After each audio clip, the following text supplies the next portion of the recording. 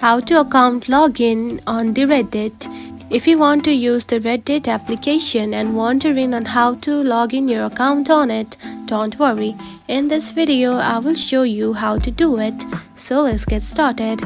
First of all, open the Reddit application just like this, and you will find something like this on your home screen. Now tap onto your profile icon at the top, just right here. Select it. Then you will find something like this. Now to log in, simply tap on to sign up or log in. Just right here, tap on it. Then here you can find the login option right here at the bottom.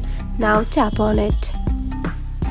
So you can simply log in with your email and add your password, or you can simply continue with Google or Apple as just use the previous ID that you have logged in before. Now tap onto one of these just like this and tap on to continue. Then simply choose your ID just like this and tap on to continue.